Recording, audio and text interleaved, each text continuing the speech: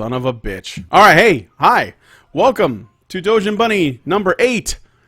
Dead extras are all men. Misogyny. All right. Did you hear me? Did you hear me? Yes, I heard you. I heard you. I said and Badger. And Badger. I was going to get to Badger. that. And Allison, the Badger, is here as well. So very important. Before we start, I just want to say I didn't get any more intro songs for the Doge and Bunny show, so I didn't play one today, and I blame all of you. So if you can come up with something, I don't care if it's a Lazy limerick fuckers. that you recorded. I don't care if you do robo voice, you know. Z. Hello, YouTube. Don't make me have to do it. None of you will enjoy it. Give me something. Well, It will be ukulele. I Okay. would prefer synth pop as an intro. Try something like that, you know? Or, I don't know. Maybe get Pogo to do something. But anyway, How about folk? folk music is fine. But you have to play the fucking theremin. Or some other... The electric slide. The mouth harp. Yeah. Yes. That's what I want. So... Hey, banjo would be kick-ass. Okay, can I just completely derail this? Yes. Yes, please. Any more than we have? No, but I heard the best way of referring to Patreon today. It's called Rent a Sloth. Rent a sloth. Okay. Yeah, and I said, because I didn't understand it the first time I heard it, I was like, what do you mean, rent a sloth? And the person clarified, because Patreon is a way of artists getting money for doing nothing. I'm like, oh, I see. Yeah, I have to admit, I love when people say, you don't do anything, YouTube is nothing. I'm like, that is why I don't make content, because it actually is a fair bit of work. So, and I got no time. So No. They're talking about those people who like put up a Patreon and it's a per month amount and then they do nothing. And then they do nothing. Oh, geez. Of course. I mean, we have plenty of people who say, we do nothing, even though we put out a stream almost every day. And YouTube punishes us for it by dropping our subscribers. That's weird, eh? I always thought I flew below the radar because, subs. But now even my subscribers have been coming back to me saying, yeah, I got unsubbed to you. How does that work? I'm like, I have no idea. Nobody knows. Nobody knows. YouTube keeps these algorithms very close to it's Lamar Sean's box somehow. Just...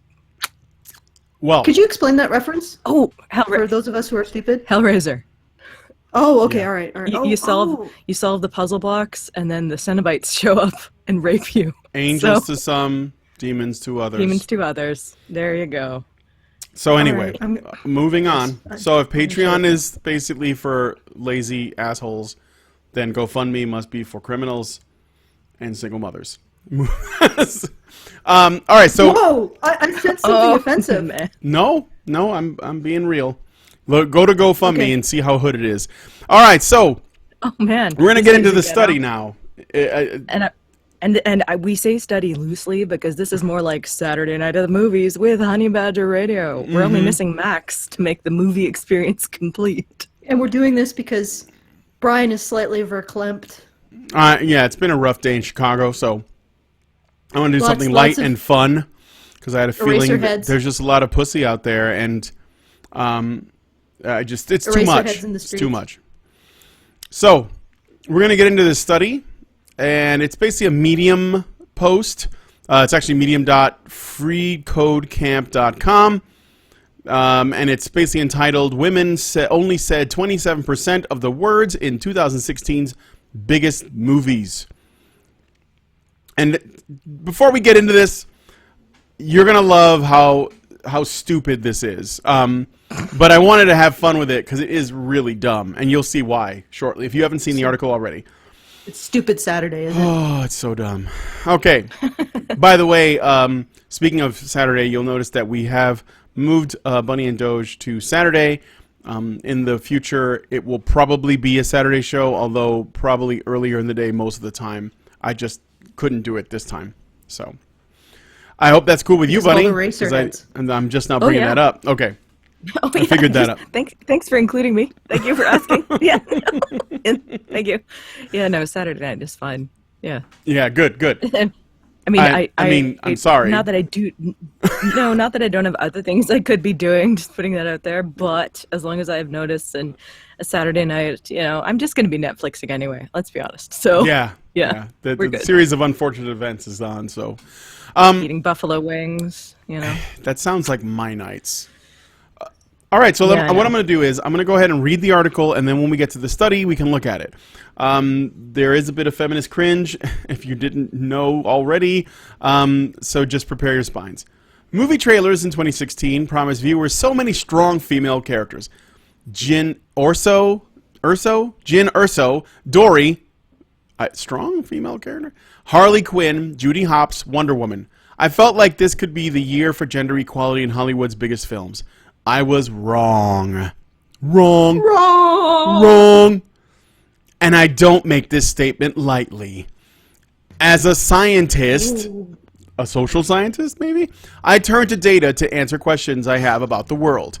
And I've got the data to back up my claim. In fact, you can have the data, code, and resulting data visualization that I made trying to better understand this topic. But first, let me tell you how I became so interested.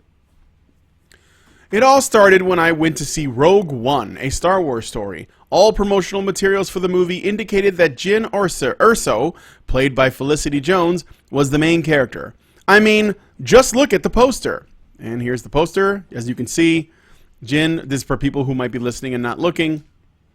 Jyn Erso, according to the what we would call artistic hierarchy, I guess you could say, is at the top of the poster, and she's also the largest figure. Overshadowed only a little bit by Darth Vader, but he's mostly in shadow behind her, so even he is not quite as important as she is in this story. And then all the supporting cast are below. When your picture is several times larger than everyone else's, you're probably the main character. Well, this is true. And she is. What I didn't notice at first was that Jyn is the only woman on that poster. I went into the movie theater expecting to see men and women fighting side by side. I left feeling certain that I could count every female character from the movie on one hand. While Jyn was the main character, I was profoundly aware that she was often the only woman in any scene. It felt strangely familiar to me to have a lead female character be so outnumbered. Then I realized that Jyn and Princess Leia suffered the same inequality 39 years apart. I was overwhelmed with a need to know exactly how female representation in Star Wars movies has changed. But it seemed unfair to compare movies made today with movies made decades ago. So instead, I decided to look for female equality across the top 10 worldwide highest-grossing films of 2016. Now, her picks were... Wait. Okay. Okay, I'm confused already. So she wanted to compare Star Wars today to Star Wars to yesterday, and then she just segued into this top 10 today. Yeah. I'm just... Okay, but it's a Medium post, right? So there's no real editorial oversight in Medium, I think? Well, she had to get the Princess Leia reference in there somewhere. I think she was just using the Princess Leia thing not as an actual path that she wanted to pursue, but as a way to try to make her argument for gender equality in film stronger by saying, look, 39 years apart, and there's no difference. I think that's all it was. I don't think she had plans to look into it. Okay, all right, fair enough. I'm just voicing my confusion. No, I am confused. Well, already. This thing is dumb, so I could see how, something that's dumb enough can like really bamboozle smart people. So, there it is. Consider that a compliment. Okay. So, her top grossing films were Captain America: Civil War, Finding Dory, Zootopia, The Jungle Book, The Secret Life of Pets, Batman v Superman: Dawn of Justice, Rogue One, A Star Wars Story, Deadpool, Fantastic Beasts and Where to Find Them, and Suicide Squad. With so many powerful women in these films, some of them must be gender equal, right? This is totally not a question that I'm answering in asking it myself. All right. Totally not setting anything up. Totally not setting anything up.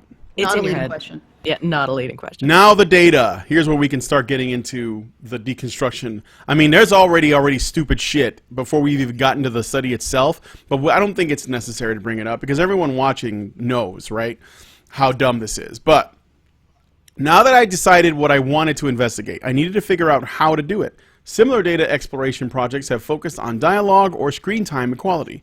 Both seem like good options, but I wanted the ability to report on equality at the movie and character level. In the end, I decided to explore the movie's dialogue. This choice gave me the ability to focus on characters with an active role in the story and to cut non-speaking characters from my analysis. Luckily for me, dedicated movie fans often transcribe a movie's dialogue and make it freely available online. If I couldn't find a transcript, I use closed caption files instead. For those, I rewatched the movie and manually assigned characters to their spoken lines. This process was a labor of love. It was time-consuming, but I have no regrets. Well, because she's trying to prove that despite Hollywood's far-left politics and how everything is basically custom-made for, with women in mind, even in areas where it doesn't fit, she wants to basically still make the argument that it's sexist. Okay, but think about it. Think about all of the things she could have done instead of this. Instead of pursuing being a victim of something. She could have knitted a pussy hat. All of the potential. You had to get that in there, pussy head. That's some of my questions that we'll get to later on in actual discussion. But, I mean, my big question to all of this is the presupposition that dialogue percent is a relevant metric to gauge gender. So a movie that has 95% female spoken lines, but all the lines are help me, is that still equality? So, but we'll get to that later. Allison, you want to finish your thought about what she could be doing other than this? Well, yeah, I guess you're right. She could be knitting. To me, they just look like pink Teletubbies. I don't see the pussy. I see more like I was saying, pink eraser heads. It's like a hat. What they look like. No, it's like a cat. It's a hat. It's a cat ear hat. Vaginal yarn. It's got cat ears on it. Okay, all right. Let me. Things that are not related to this kind of bullshit. Because that is an aspect, right? It's like saying, this is my value. I'm going to wear it on my head. This is my pussy. Is the fact that I'm female. And I'm also going to reduce it because I'm so valuable. I'm going to tell you how much my value is threatened because I'm going to make myself a victim of Hollywood dialogue, and that's it's like threatening the valuable car with being smushed by the Godzilla creature. Right. Exactly right. And this isn't a new thing when it comes to Hollywood and media. You'll get that in the like lesbian death. I cry for all the lesbians killed on screen. Of course, I don't cry for all the other people killed on screen, but the lesbians. Why does Hollywood kill off the lesbians? Doesn't Hollywood generally hate the gays? Like, no, they don't. They don't, right? No, not anymore. It's Hollywood tragic. kills the men. It's always killed the men. Always. Yeah, like what the hell? You're going with the Hollywood kills the lesbians. Look at how many men die. Yeah. And just they don't matter. They don't matter. They've always killed the men. Always. I mean, like, I bet the first movie killed men. The first one sure. ever made. The first cave movie. Yeah. I mean, even tornadoes in Hollywood films disproportionately kill men. Yeah. Earthquakes disproportionately kill men. Airborne plagues disproportionately kill men. When an airplane Kaiju crashes, monsters. When an airplane crashes, all of the female passengers mysteriously disappear and are replaced by men. And Space aliens. Exactly. Yep, it's always the men that die. And what I find funny in this particular, I'm not going to use study, I'll say blog post, is she's counting even the disposable males, and their only line is "look out" or "you got me" or "shoot them." That counts as male bias, even if it's the mooks. Even the Wilhelm scream has. Well, I don't know that they. It's got to be. I don't know if it's a Wilhelm scream. It's got to be something that's a written bit of dialogue that somebody says. So if it's like, that doesn't. I don't think that counts. Although she may as well have done it just to serve, because it would have made her argument stronger. To like do that. But I guess she was thinking maybe that's a bridge too far. So. All right, maybe. Let me go ahead and read through this. Some ethics leaking into Yeah, this. she's basically trying to be as ethical as she can within the context of her religion. Now that I decided I wanted to investigate, I needed to figure out how to do it. Similar data exploration. Oh, I already read that bit. I'm sorry. Analysis. Once I had all the transcripts, I just needed to read the text files into R and separate the characters from their lines. For the Rogue One transcript, that process looked like this. And here's basically her coding, I suppose, about how she basically went about getting all of the character words to sort of go through. Now that I had a data frame with both character and words columns, I had to assign genders to each character. To remain consistent with my categorizations, I came up with a few simple rules. 1. When possible, assign gender according to the pronouns that other characters use. For example, if a character referred to others as he or him, then that character is categorized as male. 2. If there is no pronoun used throughout the movie, but the character is named or credited on IMDb, use the gender of the actor or actress. Note that the gender of an actor or actress was assumed based on publicly available information as of January 2017. Did you just assume their gender, IMDb? If no pronoun is used for the character and the character is not named or credited, refer to the closed captions. Sometimes they will identify the character that spoke. If all else fails, make an educated guess based on the character's voice. I'll be the first to say that those methods are not perfect. In fact, here are some caveats. If a male character was voiced by a female actress and the character was never addressed by other characters using pronouns, he may be incorrectly labeled. I don't think this has happened, but anything is possible. Actually, the only case that I can think of off the top of my head where that may have been the case is if she was looking at the Simpsons movie because Bart Simpson is voiced by a female actress. Or a Boondocks film because I believe Riley is voiced by a woman as well, if I remember correctly. Regina King, I believe. That's right. If I remember correctly. But most of the time, you know, if women do the voices of male characters, they're usually doing kids, basically, and that doesn't Tara usually Strong happen. and Yeah. If a male character, or I'm sorry, voices that are not associated with a physical embodiment of a character, such as the voice of a computer, were categorized according to the gender of their voice actor or voice actress. I want to say real quick, when it comes to that, I don't see how that's a gendered thing just because the actor or actresses have a gender, but I think that's just the method that she's choosing to use. Like, for example, if the voice actor for a robot or droid is male, that does not make the droid male. I don't think.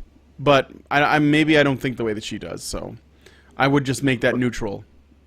What? Well, she's not just lumping characters in. It's the actors that get jobs, right? I think that's why she's including this. Yeah, she may be trying to make a case for, you know, male actors getting more work or something. Mm-hmm. I can never really know what the gender of any character, or really know the gender of any character, but I'm using the cues information that I have at my disposal. Well, that's mainly... Can I say something? Yeah, go ahead. Can I say something really offensive when you're finished? Yeah, I'm done with that sentence. Yeah, but you're not done with your thought. Yeah. I don't know what else to add. I mean, when you're talking about fictional characters, I'm just, you know, I don't know how you can get into so much analysis. Because I'm probably about to irritate everyone, take this completely into another dimension. But technically, the word man, and we would presume the gender identity based on it, is androgynous. It's gender neutral. The word man does not actually mean adult human male. Because the word that actually means adult human male went out of disuse about the same time as chivalry started to rise as a value of society. So technically, you could make the argument that this is all being voiced by women and gender neutral individuals. And then this entire thesis just falls the fuck apart. I'm just saying. Mm-hmm. I'm not saying that that's actually true. I'm just saying that, but from a linguistic point of view, basically she's saying that 27% of these movies are voiced by women, and the other 73% are voiced by people categorized in an androgynous, gender-neutral linguistic term. And I'm just saying, I know it's offensive. I'm going to crawl away now, but I'm just saying that you could make the argument that everything that she's saying here is complete bullshit. Yeah. Because there is no linguistic category there is really no, like, gender is considered a social category, a linguistic category. There is no specific gender for adult human male, not linguistically. So Right. what the fuck is she talking about? Like, everything that she's saying is completely. It's you know, how many lines in all of these videos, like these movies, 10 of them, right? 10 top movies. How many were voiced by weremen? Because that was the original linguistic category for an adult human male. Weremen, like Whiffman and weremen. Mm-hmm. How many were voiced by weremen? Well, none, I would say because none. they didn't use they didn't use that term. Yeah. So perhaps none. Yeah. I mean, technically, if you want to, technically you want to go speaking. there. Technically speaking. Yeah. No, I hear you. I think that if we were to try to use that as an argument against this report to a feminist or the person who wrote it, who's probably a feminist, she would probably make the argument that the reason why we don't have weremen anymore is because we don't need it, because man encapsulates all like, basically they would make an argument to the opposite, to say, you know, that this is because men are the dominant sex, that's why they are the default, or something like that. That would be bullshit. If that were the case, that doesn't even make sense, because it wasn't that we all were lumped into weremen. It was that specific linguistic category disappeared. And in fact, all of the a great deal of the neutral pronouns that we use, English or Old English used to have a whole bunch of gender neutral pronouns. Mm-hmm. Those were, there was sort of like a little bit of a jumble. Some of the pronouns we use to refer to men with were originally gender neutral. So it was actually an erasure of an entire category of gender. And then when feminists turn around and say, well, men are the generic, well, yeah, man is the generic. It's the androgynous case. Because we erased the actual linguistic term for the male, but for the biological category of adult man, or adult male. Yeah. We just erased it. Wouldn't unisex be the better way to describe the word man as opposed to androgynous? Doesn't androgynous suggest that it sits somewhere in between? Whereas unisex right. just means Unisex. Unisex. Okay. All right. Well, anyway, I find that fascinating. It's like this. If you look at it from a purely linguistic, and I'm sorry, I've hijacked your show with my crazy bullshit, but I'm waiting for you guys to tell me to shut up and go away. Like, just leave me alone with your insane tangential oblique nonsense. Go shuffle off. All right. I just made a note. See, I can't speak to this because I haven't studied it enough. And on subjects that I know nothing, I tend to be very quiet, lest I prove I'm a fool. So, but I did make a note that I'm going to study this, Allison. So I think that's an interesting thing to look back into. And it really gets to the argument. Like, this argument that she's making. Well, if we want to actually be honest, and we want to compare a category, a gender category that is explicitly and only reserved for one of the biological sexes. Women is only reserved for adult human female. This is the only thing that it refers to. Man refers to both adult human female and adult human male. So if we want to do this entire survey that she's proposing, we need to actually compare woman to the gender category that now no longer exists. It's archaic. So, because that would be the correct way of comparing the two. Not to the unisex category, but to the explicitly gendered category, which is no longer in common use. And in that case, what she's found is 27% of lines are given to women explicitly, and 73% of lines are given to a unisex category. Mm-hmm. That could be occupied by men or women, or could be occupied by males or females, and it's defined by something else. And okay, I'm gonna stop hijacking your show. I do find it interesting. It's not. I do find it. Oh, sorry. Go on. No, it's okay. I was gonna say it's not. It's definitely useful to note. But I guess what we'll try to do is we'll try to look at it. For the purposes of examining the study. No, I didn't say that, because you're not stating false false shit at all. But I will say that for the purposes of analyzing the study, let us pretend as though this person who wrote this knows what a wereman is, because I seriously doubt that they do. They probably don't even know that even was a thing, as I believe most people don't know that was a thing, and they're just sort of going along with what they do know, and they even, they even admit that she even admits that she doesn't. She's open to being wrong, which she does state in the next statement. So she's just wrong in ways that she doesn't realize, basically. Well, that's because these people, the feminists, they never go beyond the surface of anything. Well, they stop where women are victims, and they say that's it. They don't. That's where they stop. They stop at, oh, this is how it victimizes women. We're done. We don't need to look into this anymore. And that's what you see all the time. That's why when they talk about, stuff that's wrong with like men being, incarcerated at higher rates and for longer sentences and getting involved with more drug addiction and homelessness and all that, they basically look into it until they get to the point where, how do we blame men for this? How is this their fault? And then when they find, oh, well, that's it. It's because there's no fathers, so it's their fault or whatever. It's just men. That's just what they got to deal with. They don't dig deeper because it's not convenient for them. They want to stop when it's convenient. So. Okay, it's click accept is telling me to shut the fuck up. What I won't. Now that you've offered me the challenge, I'm going to continue. All right, moving on. I'm going to talk over you because we need to get to the next bit. Okay. So she says, again, after she talks about, she basically covers her ass with a bunch of gender shit so that social justice warriors like her don't come after her for not including Z and Zir and Fo, and for assuming people's genders. So she basically apologizes before she even needs to by saying, again, I am far from infallible, so if you caught a mistake on my part, please let me know. And I am sorry in advance.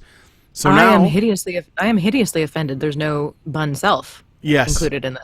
Where are the bunny voices? I mean, there should. Well, and we're doing Zootopia, so I mean, clearly there's a problem here. Bun self has no representation. Offended, and the life of pets too. God damn it. Exactly. All right. God damn it. So now I just needed to count the number of words spoken by each character. Again, I was able to do this in R using the DPLYR and string I packages. I don't know what those things are. That sounds like code monkey shit. So I don't know. Maybe it's not. I just don't know what it is. It's worth noting that I included every speaking character in this analysis. So yes, every stormtrooper who shouts a simple "wait, stop" before getting shot is included. Now, before we get into the visualization, there is a massive flaw in this study right there. That's what I mentioned earlier, right? Yes, you did mention this earlier, and this is something that I caught right away.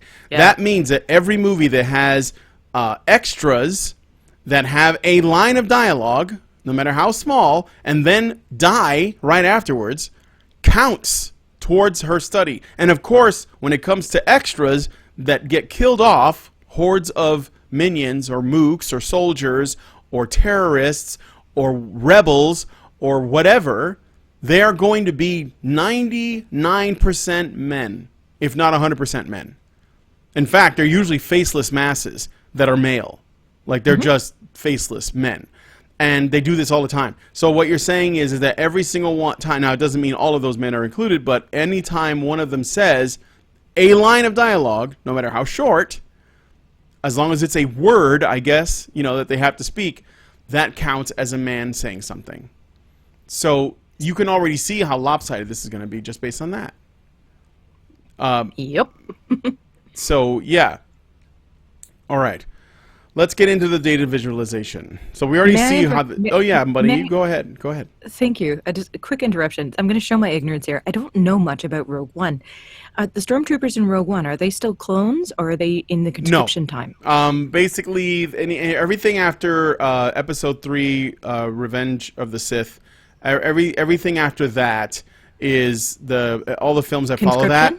They're all conscription. Yeah, they're all people that have joined the stormtroopers in the Empire. They're not clones anymore. Those all died off. But which is still likely to be men. Oh, so, for sure. Just putting that out. Okay, thank you. Because I had a little note about that. I'm like, I well- don't have time to research this. I mean, I think it's safe to assume that they're probably all men. Like, they literally until this last movie, not not Rogue One, but the one before that, Force Awakens, there had not been one female stormtrooper, and in Force Awakens there was one, but she was a commander, and she was fucking worthless. But she was the only one, and we don't see her face. We just assume it's a woman because we know the person who's playing her is female.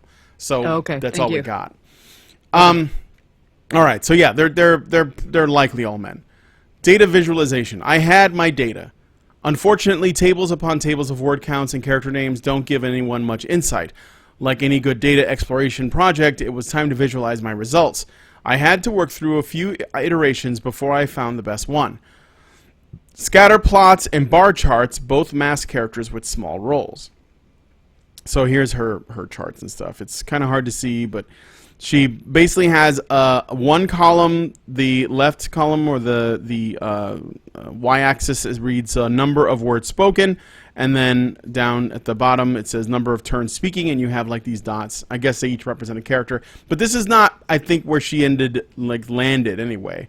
A simple bubble chart was better, but it became difficult to identify individual characters. It was also challenging to understand movie-level statistics. Which bubble is which? It's her image. In the end, I decided to learn enough D3.js to make an interactive graphic. Here, each bubble represents a character, and the bubble's area is scaled based on the number of words spoken. Female and male bubbles can be separated for better insights. The stack bars below indicate a movie level information. So I'm opening the thing here. This shows you the films. This is the study or what she's got. So if I go to Rogue One, I think I can like click on it or just hover mouse over it. You can see Jin, Ursa. All the pink bubbles are women and all the blue ones are men. Okay, so this is what she came with. And then down at the bottom, it sort of shows, I guess, the final statistics. This is 91% male characters and 9% female characters for Rogue One as an example. All right. So let me go back to the study, and then we can look at these things individually. Allison, are you going to say something? Oh no, I'm good. Oh, I thought you What? had You want me to say something? No, you had unmuted, so I thought you were going to say something. No, I'm just struggling with my mic cord. Oh, okay. All right, go ahead. Check out the full interactive I like version. the bubbles. Yeah, I have to no, say, it's- a lot of work went into something that will prove absolutely nothing. But a Yeah. lot of work went into it. You know, So- it's like sculpting a bust of Amadeus out of mashed potatoes. You got to ask yourself why, but at the same time, you're like, damn, you sculpted a bust out of mashed potatoes of Amadeus. That's okay. You get some points for that. yeah, it makes me hungry now, but I mean, Yes. I appreciate the effort. I'm going to eat your butt, Exactly. eat your bust now. You almost said eat your butt. It was funny. It was Like good. groceries.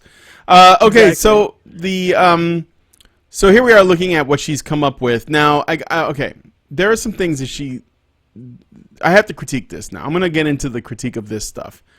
I've seen most of these films. Let me just look at it real quick to make sure there are some that I did miss Suicide Squad and The Secret Life of Pets, but everything else I saw. And this is what I don't get about her, okay? In some of these films, The Jungle Book, right? Mowgli should be the main character. But there's Mowgli. And here's Bagheera. And here's Baloo. Baloo actually speaks the most words. And you don't even meet him until about halfway through the film. Does that mean that Baloo is more important than Mowgli, though?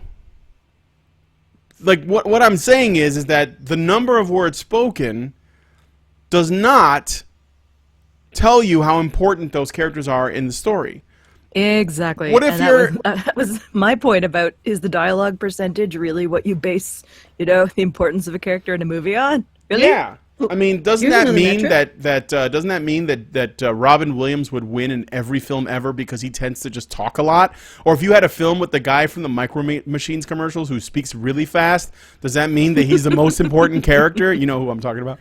Or if you had Yes, somebody I who do. spoke really, really slow, like Christopher Walken, who takes Lodge breaks in his speech when he's making a point. Does that mean that he's the most important character? No.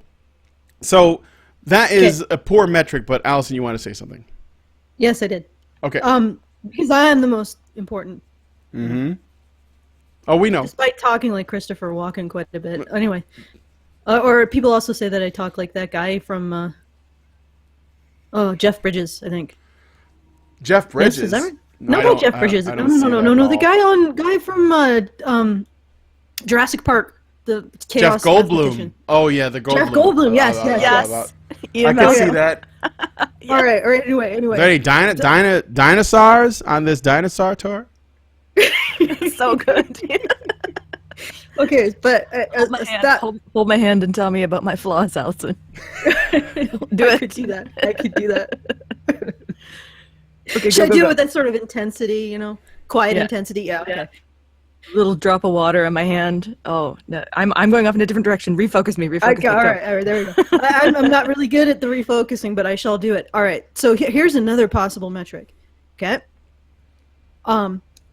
Reaction shots. Not just words. Reaction shots. So an event happens, and the director wants to tell the audience what to think about it, and then they will go to a character for a reaction shot. Now, I want her to redo all of this, but with reaction shots, because she's going to find something really interesting. Oh, I have ideas for her to redo this as well, but I'm going to save that for the end. But yeah, no, I'm cool that she did this, but I would love to see it done with different metrics, like reaction shots and a couple other things as well. But reaction shots overwhelmingly performative action that does not involve dialogue. Like if you watch the first, there was the movie The Incredible Hulk with Edward Norton. There is a large part of the beginning of the movie where Norton almost says nothing at all. It's just him going about basically showing us what his day is like, what he has to do. There's another film, The Road, with Viggo Mortensen, and it's based on this really depressing book. And there's a lot of silence. Cowboy films have tons of silence in them. Well, movies that focus entirely on dialogue are called radio. So, oh my God, she should do an episode of Honey Badger Radio. Exactly. Oh, that would not suit her narrative. Let's count the words, count the percentage. Count the words. It'll be good. Yep. Do it. Analyze this bastion of the hyper patriarchy, the super ultra patriarchy. And if a stormtrooper going, oh no, counts as a line, I think my laughter should count as a line, like ha ha ha, or tee hee, right? It's totally a line. Yeah. But I wanted to actually add to this because I was watching this. Okay, my husband and I actually, to a degree, I also share this interest. We've been watching this show called Mars. I believe it's called Mars. But anyway, it's sort of like almost a combination of a documentary and a fictionalization of the colonization of Mars.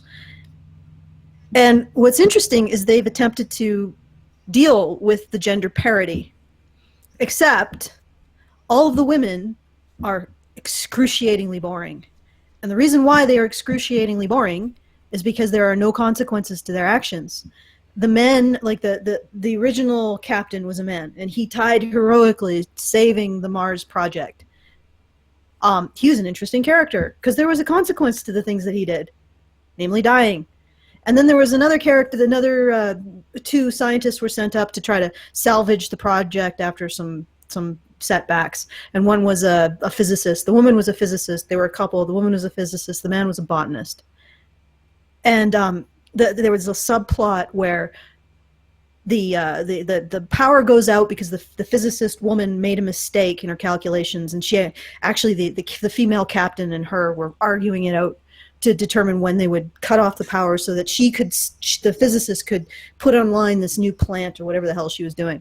And she made a mistake because the captain said, you got to account for weather, and she didn't. And then they were bulldozed over by a gigantic Martian storm, which clogged all of their what are they called? Things for the sun, solar panels. And they ended up being plunged into darkness with no energy. They're all starving and freezing and dying. And the botanist the physicist's husband, was trying to keep the plants alive, and he was slowly going nuts. Interesting character. Really interesting character. And he ended up decompressing part of the... When they finally got this, the sun came out, they finally were able to fix things. He had gone so crazy because he'd lost all of his plants that he decompressed part of the habitat and killed a bunch of people. And there was an interesting moment where his wife, who basically had ignored him throughout this entire process of him going insane, was trying to rush to him to save him, but she couldn't. And because she had opened this bulkhead and everything was being decompressed. And there was this scene where this guy was running towards the bulkhead that she was at, and she closes it on this guy who's trying to escape the decompression. Oh, you realize this entire story is missing all kind of consequences to this woman's actions. Consequence one, if this had been a man with his wife going insane, there would have been a lot more blowback emotionally towards him, a lot more anger expressed. That would have been a consequence of her action, her choice to ignore her husband, to the point where he went insane and decompressed part of the living habitat. Number two, slamming the door. Imagine if it was a man slamming a hatch closed, an air hatch closed on a woman who was trying to escape death. There would be some repercussions there. Number three, and this is the real big one, she was the one who instigated the series of mistakes that led to a whole bunch of people dying and nearly freezing to death. And to a lesser extent, to an equivalent extent, the captain who okayed her choice was also responsible. None of these consequences are explored in the plot or the story. As far as this entire story goes, these aren't consequences. And these characters, these female characters, are as boring as hell.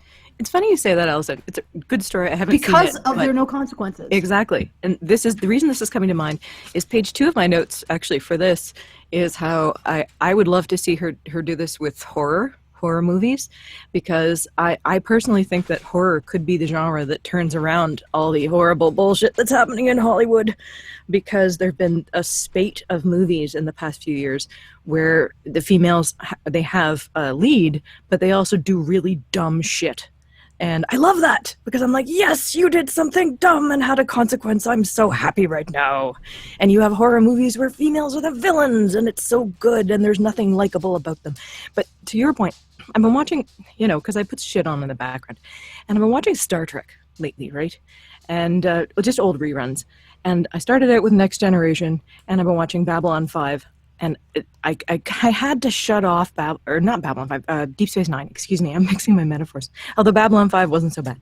No, Deep Space Nine. And I thought to myself how much better Next Generation was, because the female crew members did dumb shit that endangered everyone. And they had consequences. They were dumb. Dr. Crusher did dumb shit. And Picard, were they called out? Oh, yeah. And Picard was like, this is dumb. Counselor Troy did dumb shit that endangered the crew. This is dumb.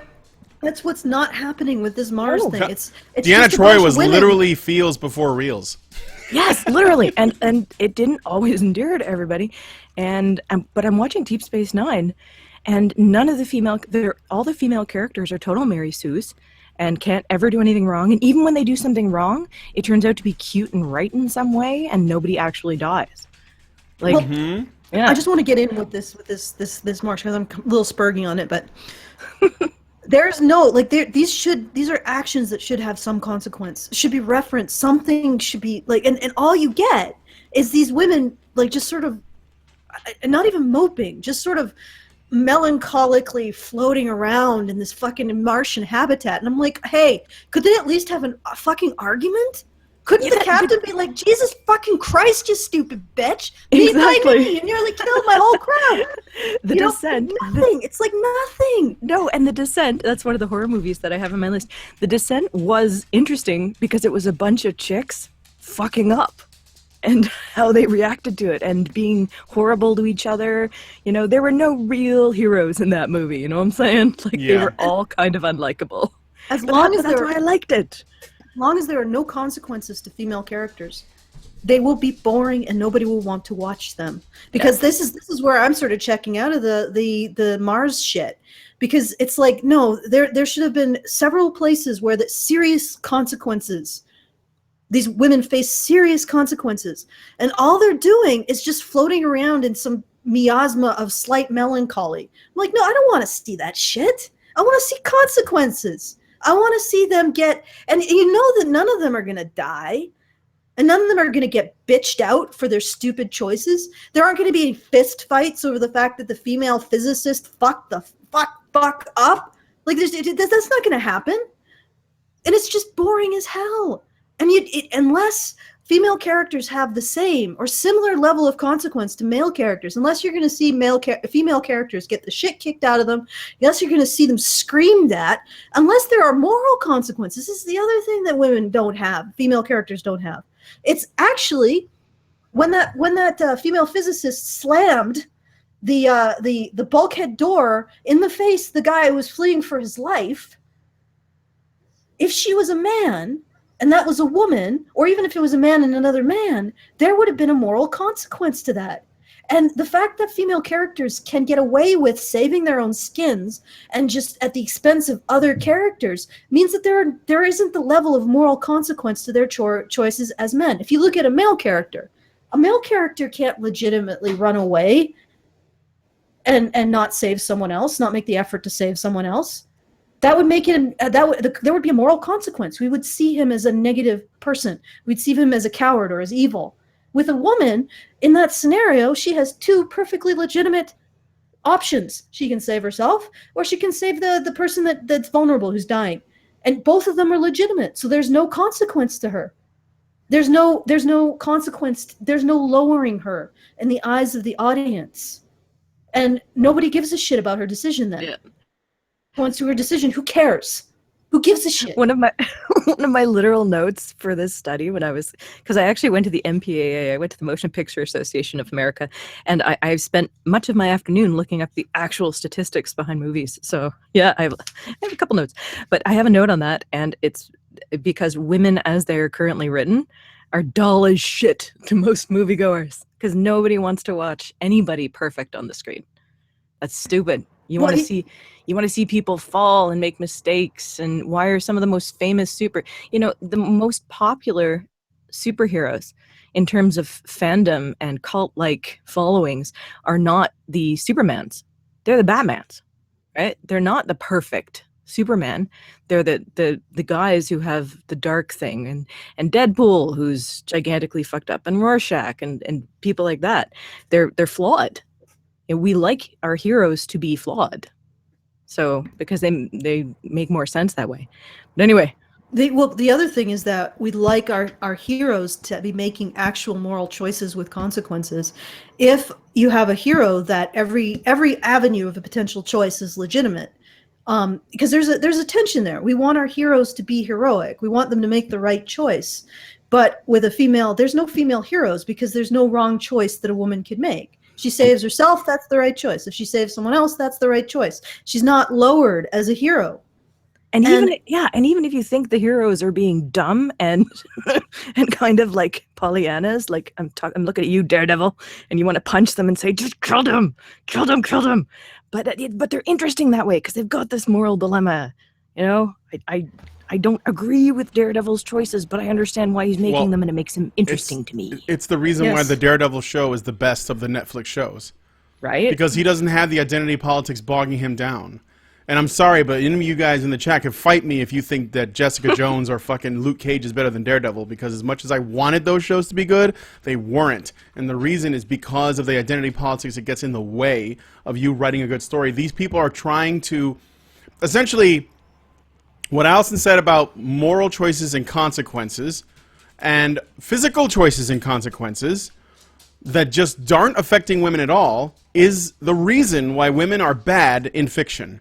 It gets in the way. It's an argument I've been making for years as to why. Why are women in these movies, usually I'm talking about the action films, which is usually when you're looking at blockbuster movies, they're most of the time going to be action movies, comedies, or family films, okay?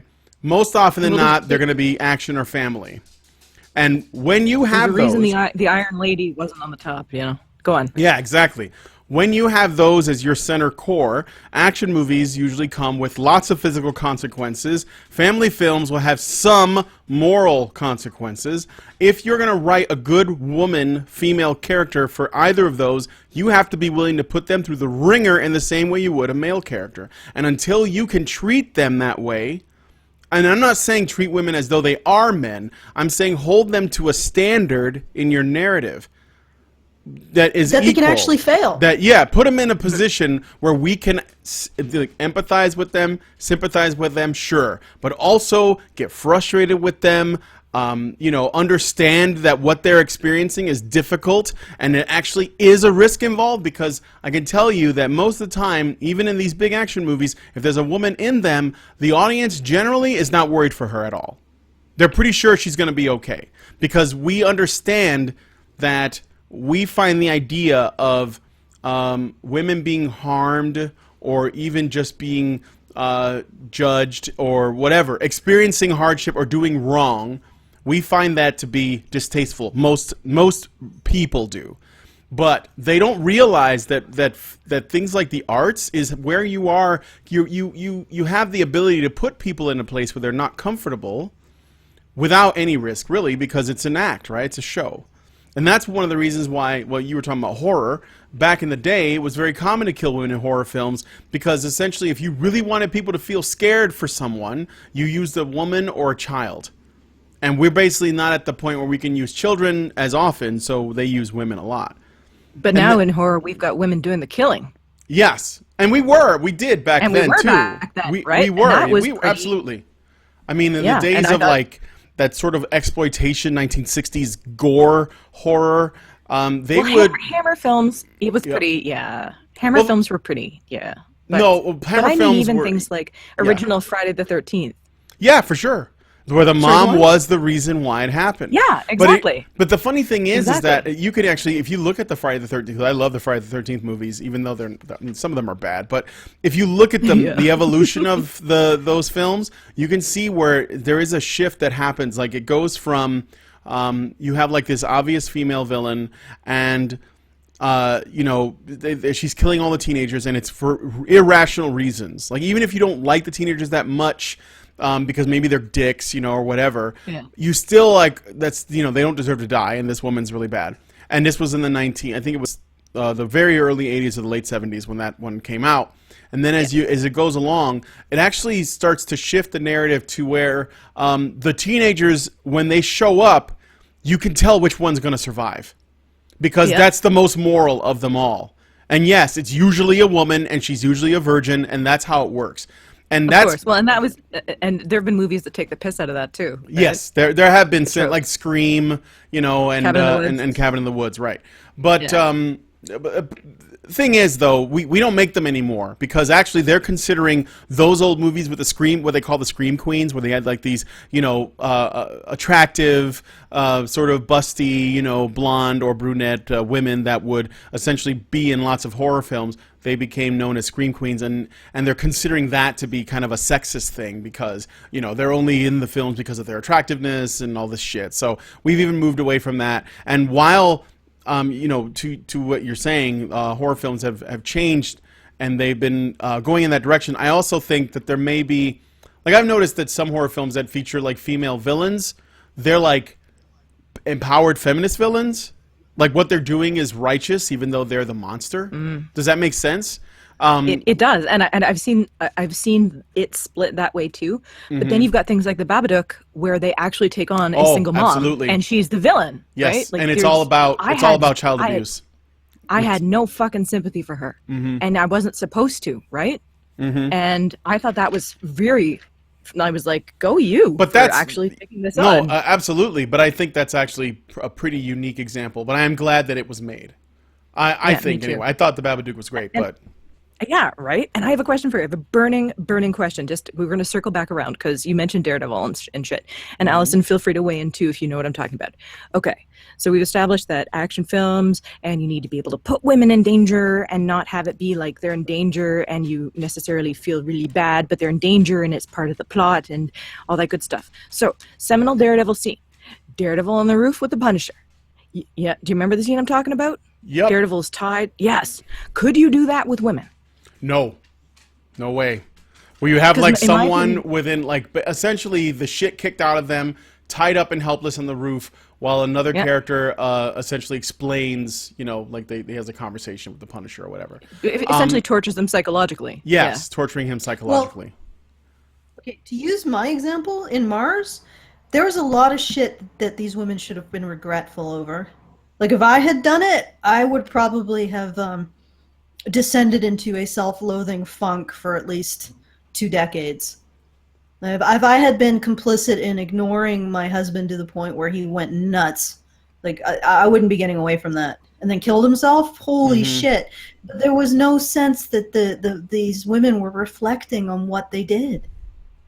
They were just like, oh my god, it's really bad for us up here on Mars. It's really bad. Has nothing to do with our actual actions. We have nothing to actually be regretful about, or maybe a little bit birdie. Nothing. Like, well, it's just hard here on Mars. It's like, ugh, Jesus fucking Christ.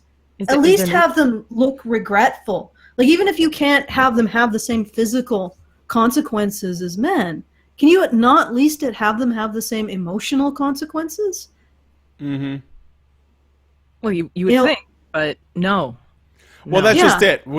That's just it. Until we are at the point where, and I think that the thing is, I think a lot of writers for film and TV, they are actually grappling with it without knowing that they're grappling with it, is what I honestly believe. I think that they're basically like, okay, I need the film to be good, I need it to have tension, and I need it to basically to feel like, shit could happen, and like there's like I want to make the audience feel like worried or concerned that, because you have the way you tell every story. Like, will they or won't they? Will they survive this or not? Will she find her family or won't she? Like, whatever it is, whether it's for kids, adults, whether it's horror, action, whatever, drama, romance, doesn't matter.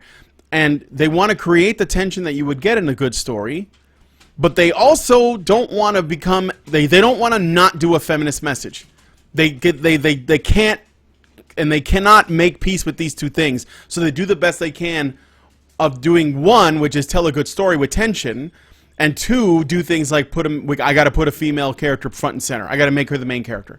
I got to do both of these things somehow at the same time, and that's how you get mediocre shit like Rogue One. Sorry, I thought it was mediocre. Because Jyn Orso, I knew from the beginning. I was like, I mean, granted, they all have to die. Spoiler, that everybody dies in that movie, but they're supposed to. Everyone who knows Star Wars knows that. But she will be, nonetheless, the most important, and you will feel that she is the least disposable of everyone. And everyone else, they may go out in noble ways and so on, but at the end of the day, I'm going to find her the least interesting, even though she is the most important. Because there's nothing there. I have nothing to grab onto other than, my father, I don't know where he is, and I'd like to see him again. That's basically that's That's her in a nutshell. And it's just because you cannot consolidate these two things, at the same time. I mean, there's just no way. So you're going to end up, what's going to happen is they're going to want to put women front and center in their films and their stories, but they still need to create tension by, making sure that a lot of people die or suffer some kind of consequence. So what do they do? Well, they add a bunch of male characters to the roster and have them do all that. And then she just goes on and sort of like waltzes through everything. Yeah, that's exactly what the Mars show is like. Yeah. And it's infuriating. They want to add female characters. They want more female characters to the front, but they don't want to challenge any of their basic assumptions about gender. And one of the basic assumptions is this idea that women can't have consequences because our pussy hats are more important than the consequences to our actions. Yeah. Our genitalia, the fact we're female, is more important than any kind of consequence to our actions. And they can't. And the funny thing is they are like the people in Hollywood who are like, oh my God, we're progressives.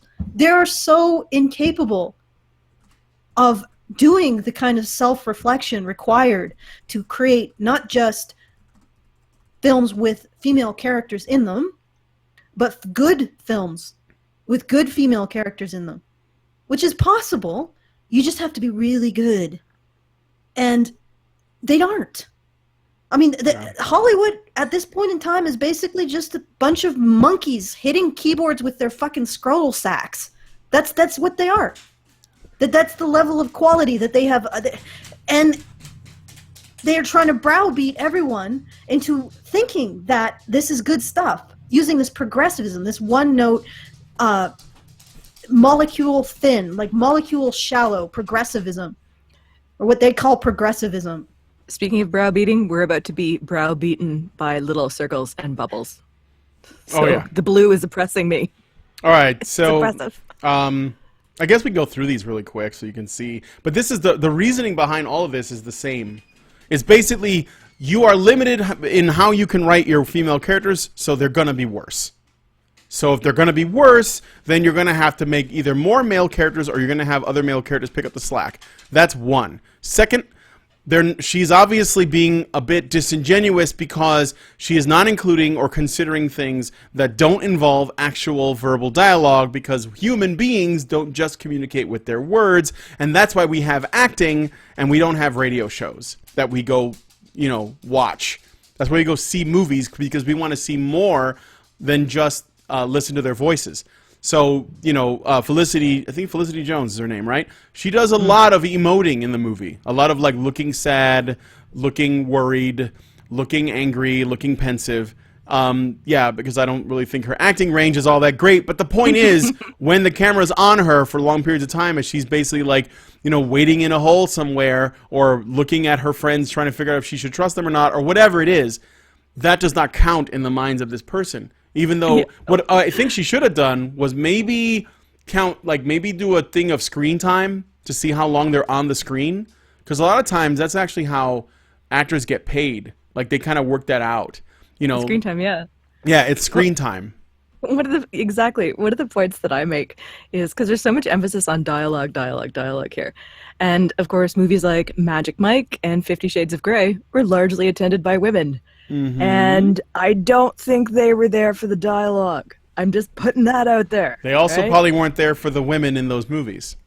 Yes, exactly. but that doesn't count. That doesn't count, despite the fact that women are 50% of moviegoers according to MPAA.org. Okay, but anyway. Yeah. So, yeah, it's the myth of the male gaze is if you go to MPAA.org is pretty much popped. Oh, for sure. There's this great video, speaking of the male gaze. There's this great video of all these, like, MMA guys.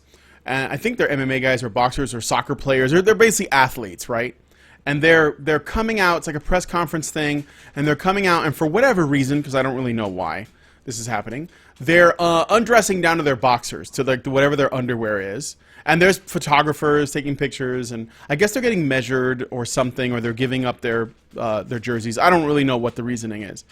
And there's a woman who's like an assistant, and she's standing in the back. I think she's there essentially to help out when necessary, make sure the guys are standing in frame to get their their pictures taken or whatever.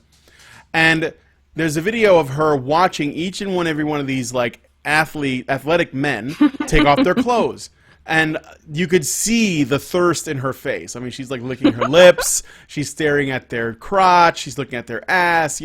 She's just like having the greatest time. So yeah, and normally women are they tend to be subtler than guys when it comes to checking them out. But this woman was not at all subtle. Happy as a rattlesnake in a ball pit. Yes. But so this is what she's got. So that's Jyn Erso. Jungle Book is again. Most of the characters are animals. So the female ones are like, there's like a wolf mother, and there's like the snake who's originally a male, in the original version. What? And we get to that later on. Yeah, because that's also sexism apparently, or sexism despite not sexism. Not even ScarJo could change the ratio, guys. Yeah, exactly. All right. To which my note is, you mean forcing females in traditionally male characters doesn't have the results you want? Ghostbusters? Really? Okay. Who would have thunk it? Anyway, please continue. All right. I'm going to continue the article, and then we can go back if we need to. Takeaways. Okay, so the analysis is done. I've got a fancy and fun to play with visualization. What did I find? I recommend taking a quick second to look at something adorable before we're going on, because this post is about to get real depressing real fast. So here you go. This is a picture of Dory as a child or whatever, a little fishy, because you're about to get so triggered right now from all this truth that it's going to be painful. Allison, looks like you're going to say something. No? Was it? No? What? No? What? Okay, never mind. I'm going to move on. You're just trying to improve the ratio of this show. That's what you're doing. I don't have to. You guys have already beaten every word I had to say. Oh, so cute. Feeling good? All right, here we go. This is a static version of what the visualization of all 10 movies looks like. And then we already went through it all. I will point out for those people who are not able to see the visualization, if you're listening to this on Libsyn or whatever, that most of the films, Rogue One, Jungle Book, Suicide Squad, Batman v Superman, Secret Life of Pets, Deadpool, Captain America, Civil War, and Fantastic Beasts, and those who find them, are dominated by blue, which is basically male parts. And there's also a large number of very tiny blue dots, which represent what I'm thinking are very, very small parts, like stormtroopers saying, hey, and then dying. And then the ones that are dominated by female parts are Zootopia, or at least they appear to be very close to equal, are Zootopia and Finding Dory. And that's for obvious reasons. Zootopia's main character is Judy Hopps. She has the most dialogue. And then Nick comes in second, and then you have all the other characters. And then Finding Dory has Dory as the main character, so she says the most. And then you have all the other characters. So that's obvious. Here are a couple of things that I need to point out. Not one of the top 10 movies had a 50% speaking female cast. Finding Dory was the closest to this level of equality with 43% female characters. To be equal, the movie would have needed 8 more speaking female roles. Rogue One was the worst. Need more women getting killed. We need more women getting killed, yeah. Even if it's in a fucking Pixar movie about fish. They should They should come out, say something, and get eaten, or they should come out, say something, and become the butt of a joke, which essentially is the same as dying in a Pixar movie. Exactly. Yeah, I mean, it's it's true. Because you have to basically look stupid. I mean, because that's what happens is like when you can't. I think that when you're doing like an action movie and you have to kill a bunch of people off, whether it's in a really gory way, like you might find in an R-rated film like Total Recall, or if it's in a more PG-13 way, like you might find in Lord of the Rings, or if it's in a PG way, like you might find in Star Wars, the characters will have to be killed off because that's part of like how you progress through the story. And I would not want to change that, because I certainly don't want to take away like people's right to create whatever they want. And I think that until we get to the point where most of those can be women, then that'll always be the case. And I think that when you do a children's film, while you can't have murder in them, what you usually have instead is some form of cartoon violence or slapstick humor, or maybe just a joke at the expense of someone. You can sort of have murder. You can. I mean, like Simba's father. Like I mean, Lion Mufasa King and stuff. Traumatizing. But those have to be major. Like you can't have a bunch of like small deaths. Sometimes people get away with it, but I think by and large, like when you're doing like a kids movie, if there are lots of small roles, they usually are representative of things like, I don't know, maybe crowds, or you might have, as I was saying, you might just have like characters that say something and then something funny is said about them or whatever. But it's like a small thing, right? So she says that in order for to have true equality, you would need a 50%, first off, 50% male, 50% female cast. How fucking exhausting would that be? To try to like make sure that you have equal exactly, and also about as exhausting as Canada's cabinet right now. Oh. So buzzing. Yeah, that's going real well. I don't know if you've been following that in the news, but no, I haven't been. I don't. It's not going so well. Anyway, this isn't about that. Go on. Oh no, it's okay. On top of that, I would also I wonder if this begs the question: if a movie has more women than men, is that okay? And I would say probably yeah. But what if the film that had more women than men did not gross in the top 10 because of the same problems we talked about earlier? I wonder if there's a movie that comes to mind that has a largely almost more than more female cast and God. male cast that was supposed to be a blockbuster but bombed like a motherfucker. Oh, I know. That would be Ghostbusters. Yes, Can exactly. I tell you something? I'm gonna brag my ass off. I could have taken that premise and I could have written something fantastic with it. Oh, yeah, I'm sure you can. I'm sure. I mean, I could have written. I think I could have written a blockbuster. I could have written a blockbuster. Yeah, you could. We together as the writing duo of Honey Badger Radio, not Karen, My baby but brother us, me and you, could have written me and a you, blockbuster. Brian. We could have written that premise into a blockbuster. Mm-hmm. But that guy did not have the writing chops to I do could it. put a Who the pencil fuck in my did it? dog's Who mouth wrote that thing? and Who wrote? give her No, some but I'm Indian, not and she being would write a better. facetious, Brian. No, I I'm know. not being facetious. Who the fuck wrote the female Ghostbusters? Who was that? I think it was that. Was it Paul Feig? I don't know. Tina Fey. Paul I don't Feig. fucking know. Paul Did Feig, Feig write it or direct it? Feig, I don't know. Feig, he definitely directed it, but I haven't looked into. Hold Okay. on, I'll find Okay, well, out. whoever wrote it, you suck. Because you could have taken that premise and done something great with it, and you didn't, because you don't know what the fuck you're doing. Every one of you Hollywood liberals doesn't actually know Paul how Feig to and analyze Katie. gender. It's written by Paul Feig and Katie Dippold wrote it. I don't know who Katie Dippold is. I'm gonna find out. Okay, whatever. Katie Dippold, you suck. Because me She also and wrote Spy and Heat. my main Doge, we could have written the all-female Ghostbusters in such a way that it would have been a blockbuster. And we would have cast It would have been- funny women. Yeah, But it we would would have have been cast good. Joan River. Clones of Joan River. Yeah, Just and yes. get the That's the DNA marionette of like Joan Rivers, so well Lucille preserved. Ball, Vicki Lawrence, and the woman from Mama's Family. Make the fucking And Serpentor of absolutely female fabulous. comedians.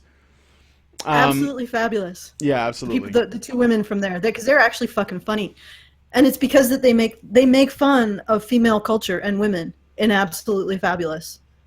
Like it's Yes. hilarious.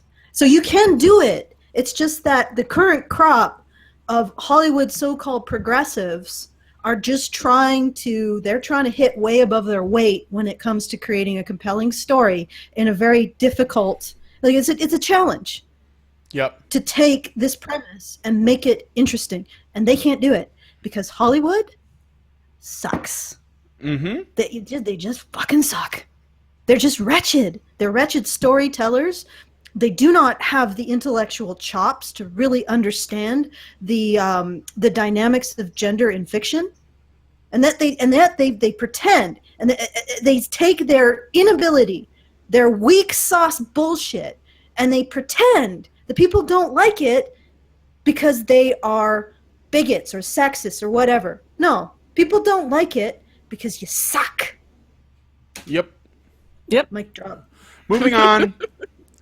All right. Rogue One was the worst. Only 9% of the speaking characters were female. Of the 10 characters, 1 was a computer voice, 1 appeared on screen for no more than 5 seconds, some about Princess Leia, and 1 was a CGI. Oh, no, wait. 1 appeared on screen for more than 5. Oh, that was the mom, I guess? I don't know. And 1 was a CGI cameo that said 1 word. That was Leia. Who was CG Leia. But that 1 word was actually supposed to be... That was intentional because the point was to make people go, holy shit, Princess Leia's in the movie! And she just says one thing and it drives you nuts. Mm-hmm. That's the point of that. That was like the cameo at the end. was an Like, Easter holy egg. shit, the big reveal, Yeah. right? Yeah. Well, it wasn't necessarily an Easter egg because you don't have to wait till the credits ended to see it, but it was the last thing. Essentially, it's how the movie ends. So that was the point of that. All right, but anyway, only 1 in 2016's top 10 movies had 50% dialogue by a female character. Finding Dory comes out on top here, too, with a 53% female dialogue, but 76% of the dialogue came from Dory. So now it's a problem because Dory speaks most of the female dialogue in the film. So we have another problem that she's finding in movies where she says, oh, here's a movie where most of the dialogue is female, but it's still sexist because only 1 female is speaking the majority of that. And there should not only be more dialogue, but more women speaking dialogue. Again, not including any of the other factors that we already discussed, such as accountability and responsibility in these characters, as well as the non-speaking parts counting towards its screen time, the amount of pull that putting a woman in a movie could have, all kinds of shit. So, and the fact you need to put a bunch of men in there to make it watchable at all, because you need to kill somebody off or make somebody the butt of the joke. Trailing at the end, yes, trailing at the end was The Jungle Book, with only 10% of its dialogue spoken by female characters. Keep in mind, this is after casting Scarlett Johansson as the voice of the historically male snake, Kaa. I don't know what historically male snake is. Seems like a strange thing to choose to describe, since Kaa has only been played by that one character, that one voice actor played him one time in that one movie. And then after that, I don't know that the snake appeared in anything else that was significant other than maybe a Kingdom Hearts game or something. But I don't know. And Kaa kind of got revamped for Disney's Robin Hood as well. He kind of got turned into the Chancellor, right. yeah? Yeah, that's right. I mean, different voices, but sort of, hey, it's a funny snake. We're going to use that. And I thought that was pretty cute, actually. Yes, that's right. I wonder, though, does that... Because I know that they had, like, some of the... Like, Baloo was in there as Little John or whatever. And exactly. But, so there were so many parallels, right? Yeah, there were. I wonder if those are considered to be, even though they look like they're the same people, I wonder if they're considered to be the same characters, or if they're simply not necessarily so much a coincidence, but kind of a visual callback to The Jungle Book by doing it in Robin Hood. I think it's kind of a visual callback. Yeah. But I think it's a good one. But also animals are totemic, and they have these archetypes, and we respond to them as humans and all that good shit. But no, I just think that historically male snake, trying to force these roles to become female, it never works. That trick never works. It's make new roles or honor the material or do something that's actually clever. But yeah, I don't think it's going to be any better. No. And next, I'm sure they're going to do Jungle Book with Mowgli as a girl, and that'll be spectacular. The next time they remake it, probably. Yeah. Yeah, so I give it 10 years. No, yeah. For sure. Okay, so here's a few more. Finding Dory and Zootopia were the only two movies in 2016's top 10 in which a female character had the most dialogue. Female characters were outnumbered in Captain America Civil War's final battle 5-1, that one being the Black Widow. Throughout the movie, they only contributed 16% of the dialogue. Well, actually, no. 5-1, that would be Black Widow and the Scarlet Witch, who was probably the most effective and most powerful character on the team. And there were 10 dudes of various usefulness. Batman spoke almost 2.5 times more than Superman and 6 times more than Wonder Woman in Batman v Superman, and that's because Batman puts asses in seats, which is something that Bunny already talked about before. 78% of the female spoken lines in Rogue One came from Jyn Erso. Well, she's the main character. While Harley Quinn was a highly advertised character in Suicide Squad, she only spoke 42% as many words as Floyd/Deadshot, played by Will Smith. Notably, Amanda Waller, played by Viola Davis, spoke frequently, totaling just 222 words, 16% short of Deadshot's word count. Okay?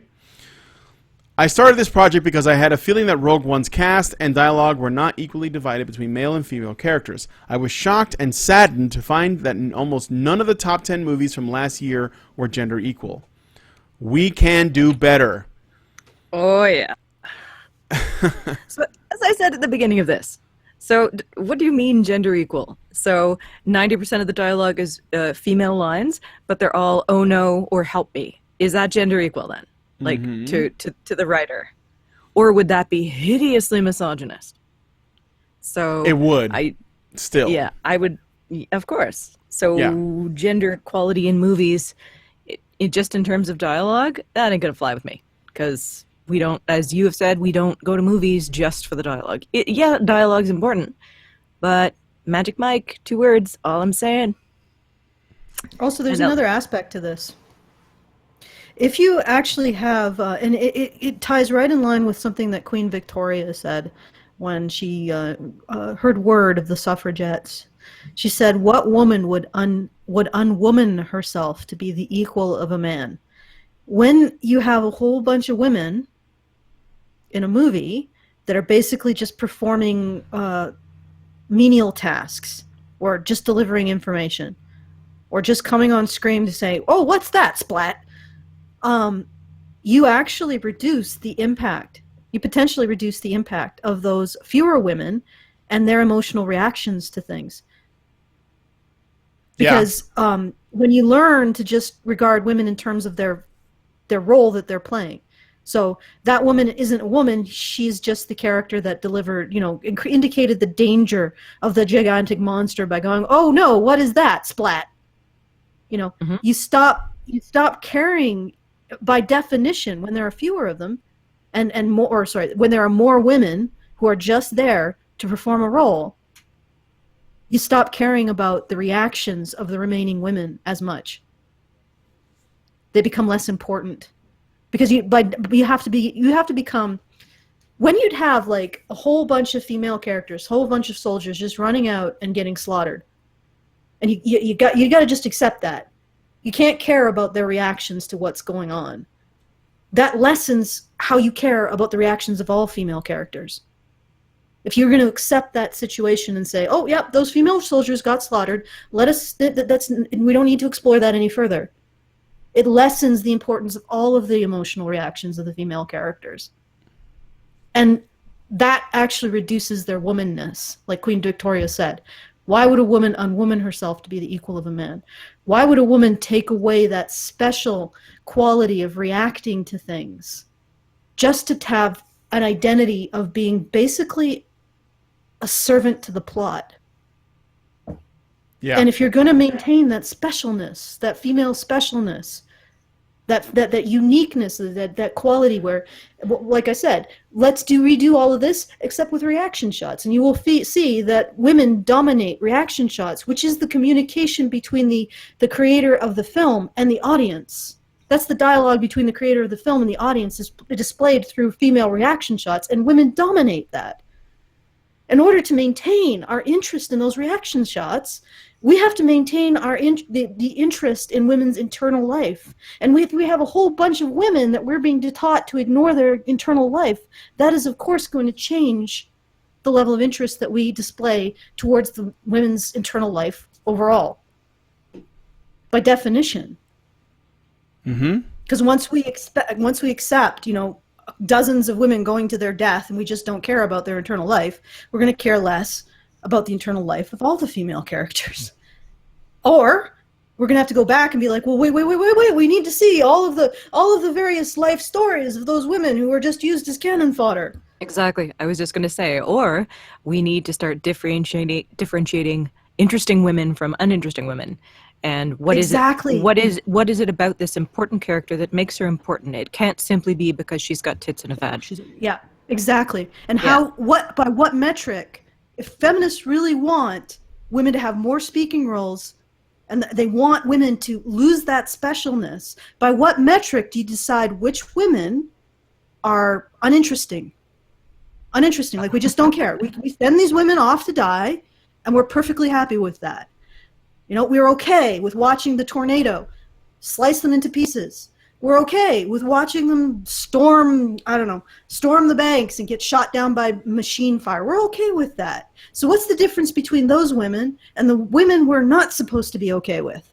We're supposed to care about their internal life. That when the villain, after he's mowed down, 36 female grunts, comes to the female damsel and with his machine gun out, why do we care about this 37th woman who's about to be mowed down? What makes her special? And it's not going to be her femaleness. And once they figure out that problem, then you will have as many female speaking parts as male. But what's going to be the difference? What's going to be the difference between the female casualties, the female grunts, and the woman we actually care about when the villain threatens her? Speaking of characters, that was an excellent rant, Alison. It wasn't really a rant, actually. It was very well constructed. So, speaking of people we care about and people we don't, one of the notes I made for this is you want gender equality. This writer wants gender equality in movies. I can't think of a single movie where a man is raped by women or abused by women as a child and then goes on a massive vengeful spree of death and everyone applauds at the end, But I can think of a lot of movies where a woman is abused or raped or whatever and goes on this revenge fantasy, blah, blah, blah, and everyone thinks that's okay. So I would love to see a movie where a guy who is tragically, of course, abused by a woman but gets hideous revenge. I mean, and when you look at rape revenge movies, they are really fucking brutal. It is torture porn. But it's women doing the torturing, and she deserves a revenge, so it's okay. But you never see the reverse of that. The only thing I've ever seen that came close, I think it was American Horror Story Coven with the mum. Oh my God. Okay, you know what I'm talking about then. Oh my God, that fucking. I liked the first season of American Horror Story, and I liked the second one, but when the third one came out, it was just. It wasn't just a feminist fest. I mean, they made sure the witches were the villains of the story. Yeah, sure. But they were like, everyone else had it coming. I don't know. But go ahead. Go ahead. Oh no, I was just saying you can look up a lot of rape revenge fantasy movies, and they are perfectly okay as long as the woman is taking revenge. Oh yeah, for sure. And men are not ever allowed to really take revenge. As long as a woman, as long as a woman was the victim and now she's getting hers, they're all going to pay, this summer. In really brutal and horrible ways. Yes, in really brutal and horrible ways because, rape is worse than murder. So this is how we have to treat it, and in every circumstance. And people revel in it. Like it shows like how much we dislike people that we consider essentially to be rapists. We have, where people want to see that, basically. They revel in it. So, and you know what? I'm okay with that. But you're never going to see a gender reversal of that, ever. And I think that would be an interesting movie, especially if it was something like, like a teacher, and this is like topical too. Like a teacher takes advantage of a young, maybe like a middle school boy or a young boy, and he doesn't understand what's going on. She gets her jollies off, and he has to, essentially, he ends up going into a lot of therapy and having a lot of problems. So we actually draw attention to how serious this can be. And nobody is supportive. His family is like, I don't know if his family would, but there'd be people that he would share this with and be like, oh man, that's cool. And it kind of fucks with him. And then like many years later, he, I don't know, maybe he tries to get his revenge somehow. I don't know. I mean, I'm sure you can make it work. But here's a question, Brian. If there was a movie like that, how fast would the Columbine references start coming up? Oh, yeah. No, for sure. But again, when women do it, it's like, well, they had it coming. Yeah, exactly. No. But when men are hurt, well, this is the category you go in. You realize that the difference between the women we don't care about, what is the difference between the men we don't care about and the men we do? Silence. It's about their usefulness, I think. It depends. Do you mean... I'm trying to parse what you mean by we. Do you mean society or do you mean me? Well, no, not you specifically. That's you, Bunny. I'm putting you in the hot seat. I don't know. And it's going to be electrified in a few seconds, too. Sweet. So you're going to be the bouncing bunny. No. I better put a bra on. Okay, no. Go ahead. It's going to hurt. Go. Wow. Exactly. All right. No. Okay. Reining it in. No, I mean society itself. Like when we have a movie, how do we tell the difference between, how do we make the dividing line between men we care about and men we don't care about?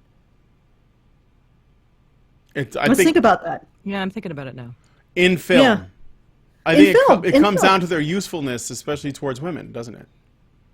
Well, okay. First of all, we know one dividing line. A villain will be if a man gives a woman any flack, regardless of circumstance or context, he's the villain, and we will want to see some comeuppance at some point against the villain. Yeah. So he'll deserve what happens to him. But then we have the grunts, the nameless male characters that just exist to show the danger of a situation. Now, we don't care about them because, they're useless, Brian. They're not actually actively defending anyone. And if a man doesn't defend anyone, we tend to lose sympathy for him. So the dividing line between male characters that we consider special and male characters that we consider disposable is a relationship, usually a relationship with a woman or a relationship with an ideal that we find sympathetic. Yeah. So to extend the analogy, the only point in time where Hollywood would be able to solve this little pink blue dot shit that this individual has created would be if it created a dividing line between nameless, uninteresting women who we do not care if they die in great numbers. If they get mowed down, who gives a shit? And special women. And that dividing line would have to be whether or not the women care about men. Yeah. Yeah. Well, I'm listening to you, but I'm going through all the movies that had male characters that really elicited a strong, like, emotional, I want to see him win response in me. And yeah, it's all men who, or children. They cared about women or children. So, yeah. And they stepped into the breach to protect women or children. Now, if we had a society where women were held to that only women who were regarded as special in the way men are regarded as special, and we care about what happens to them, then by logical extension, it would have to be that those women are special because they care about the men in their lives or the children. Maybe that's why I like Ripley so much. The cat. It was the cat. Yeah!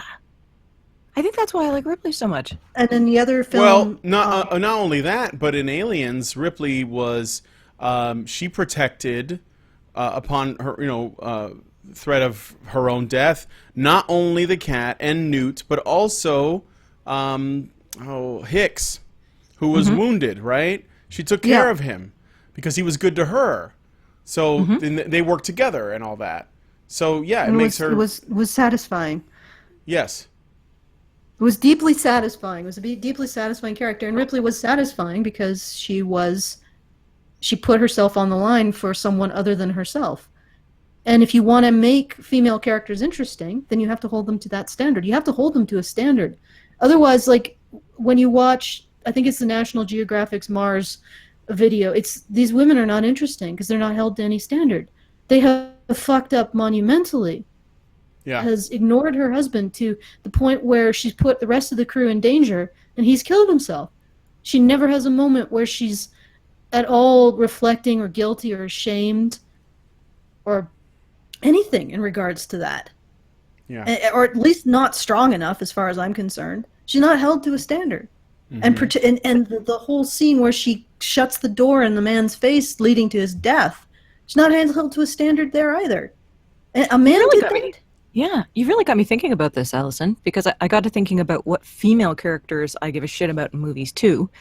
And another character I like is the blonde scientist in Event Horizon.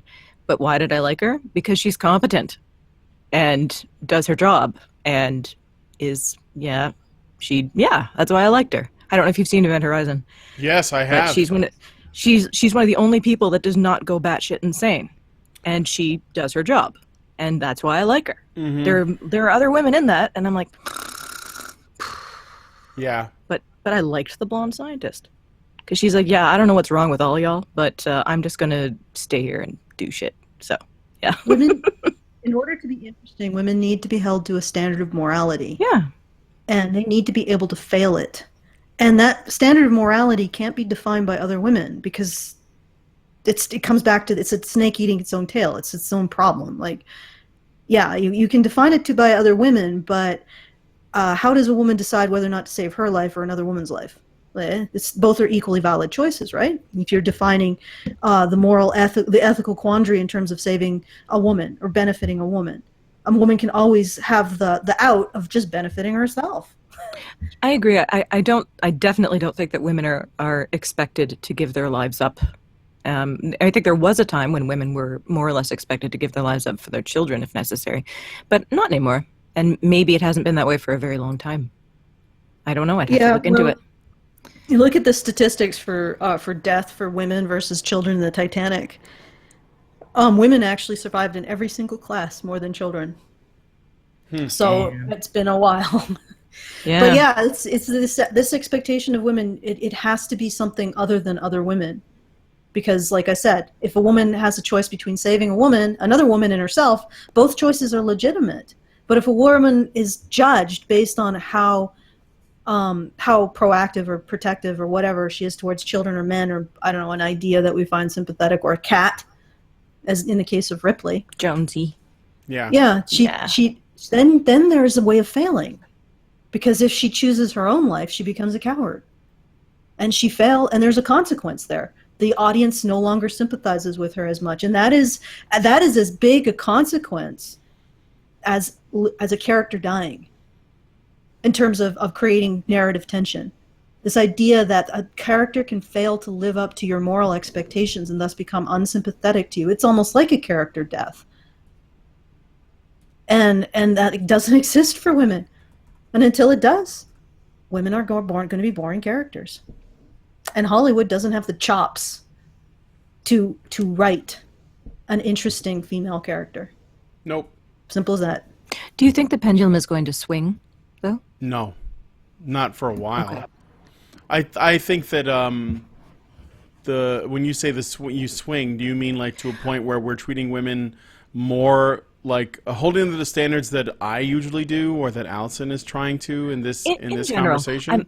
I'm asking because of the recent spate of the Hunger Games, where she does something self-sacrificial, right? She takes another person's place in the games, and that was quite popular, actually. And the majority of people who went to it, according to the MPAA.org, were women. So, do you think that this could herald a shift? Did Katniss really make a significant sacrifice, or what? Because this is like, I think it may. I think it's really going to be us pushing this. Mm-hmm. And not just pushing like the morality of it, like the situation what men should be cared about, but also pushing the fact that Hollywood sucks. Mm-hmm. You guys suck. You just suck. Katie, you suck. You suck. You just suck. And this isn't coming from a bigot. This isn't coming from someone you can look down their nose at. Well, yeah, you will, but the reason why you're doing it is because I'm calling you out for sucking. For a lot of people, their recourse when they're being called out for being stupid or sucking or not being creative enough is to say, "Wow, you're just Satan." It's just this most retarded framing possible, but whatever. But that really is. It's going to be us pointing out not just that men should be cared about, but that Hollywood doesn't have the chops to do it. They fail. I can see that. They don't have the balls. Well, they don't have internal or external literally. Balls. You don't have the cojones. That's my point. Okay. They don't have balls.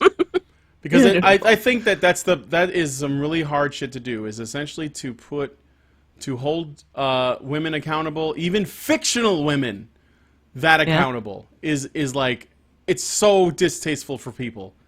And it's like, come on, guys, you have a chance here to essentially explore ideas without actual consequence, and get people thinking about this. Explore ideas that have never been explored before. Yeah, like at least truly not in progressive fiction, stuff. right?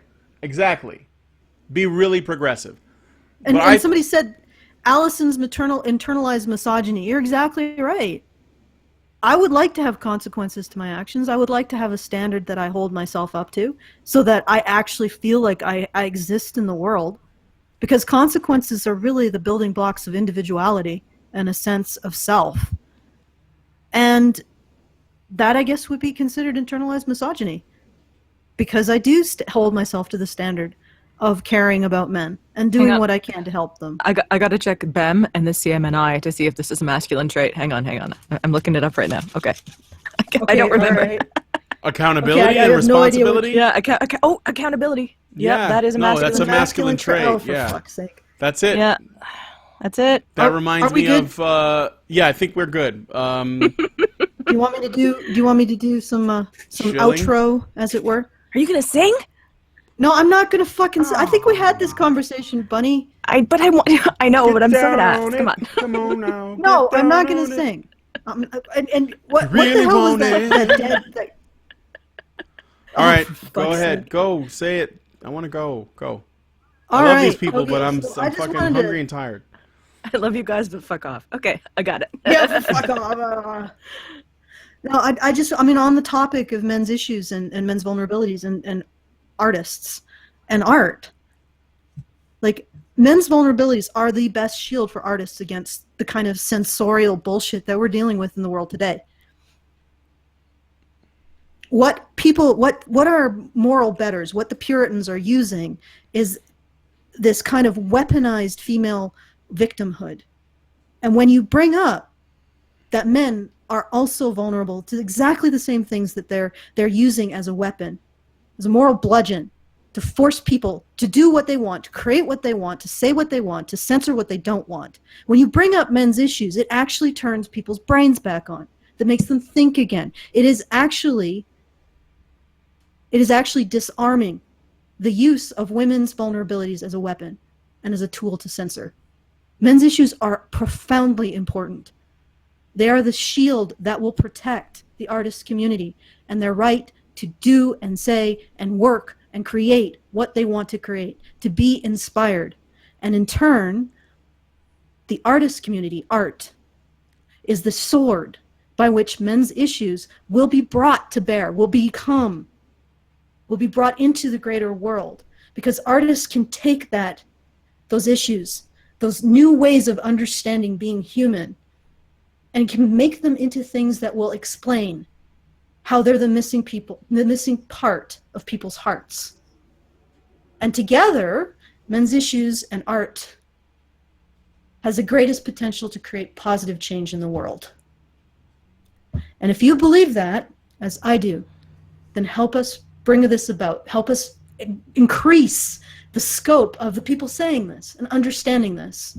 You can do that at www.patreon.com/honeybadgerradio. Or, alternatively, what I want you to do is I want you to send me videos of you unending a desk or a table. Send me videos of you unending a table and saying, "Hollywood, you suck." And maybe we'll show them on a Honey Badger Radio. What do you think, Brian? Yeah.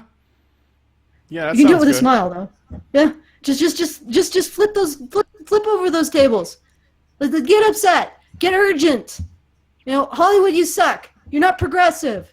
You're a bunch of fucking Puritans. You don't know what the hell you're doing. You have a shallow view of gender. Right. And you're forcing your crap on other people and saying it's our problem that we don't like it. It's not your problem for being shit at what you do. Okay.